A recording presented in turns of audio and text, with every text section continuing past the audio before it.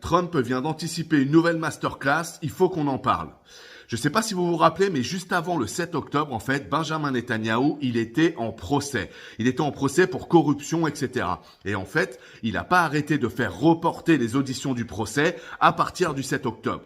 En prétextant qu'il était en guerre et qu'à partir de ce moment-là, du coup, on va pas demander à un président de venir en procès alors que lui est en train de défendre le pays. Et donc ça a commencé avec le 7 octobre et vous le savez après, il y a eu les attaques sur le Liban, etc.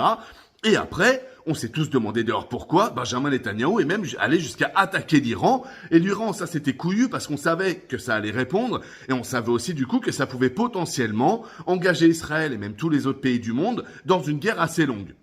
Vous l'avez vu, Donald Trump est arrivé, bam bam les sites nucléaires, hop, l'Iran répond, tout ça, et puis à la fin, statu quo, l'Iran dit qu'ils ont gagné parce qu'ils ont toujours leur uranium, les États-Unis disent qu'ils ont gagné parce que eux disent qu'ils ont détruit l'uranium, et puis dans tout ça, on se retrouve avec Benjamin Netanyahou, qui est comme un bébête.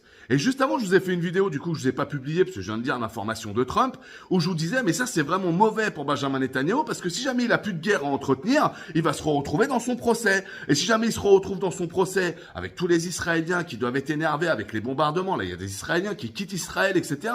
Il y a des gens qui ont eu peur, qui sont traumatisés, et il a toujours aussi une masse de gens qui le détestent dans son pays. Vous voyez ce que je veux dire? C'est comme pour tous les présidents. Donc là, en fait, si jamais on fait suivre la logique qui est Netanyahou doit écouter Trump, donc Netanyahou doit arrêter toutes les guerres. Ça veut donc dire que Netanyahou, il part dans un trou noir, qui est son procès, et tous les jours aux infos, on a des insights de son procès, de son machin, et il va se faire démonter, en fait. Donc forcément, à la fin, d'un point de vue pouvoir, d'un point de vue, en fait, il perd juste tout. Et donc, regardez cette masterclass de Donald Trump. Donald Trump, là, il vient de dire, moi, je pense que ce procès-là devrait être annulé. On passe sur le détail du fait que d'où un président d'un pays X peut aller dire à une juridiction d'un pays Y ce qu'il doit faire. Bon, c'est encore une fois, c'est le monde de gogo. On nous fait croire qu'on vit dans un monde raisonné et machin. On vit juste dans un monde de pouvoir. Celui qui a le plus de pouvoir peut faire passer ce qu'il veut sur les autres. Et on nous fait croire, nous, en allant à l'école, qu'on vit dans une belle société qui fonctionne avec un rapport de force à l'économie. Mon cul sur la commode, tu connais.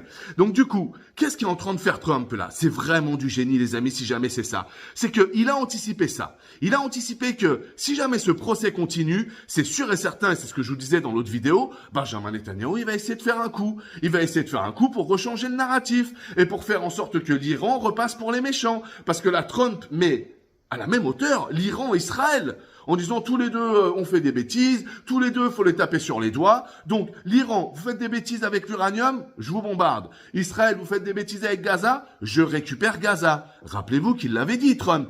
Il l'avait dit et puis après Netanyahou a dit l'inverse et puis il a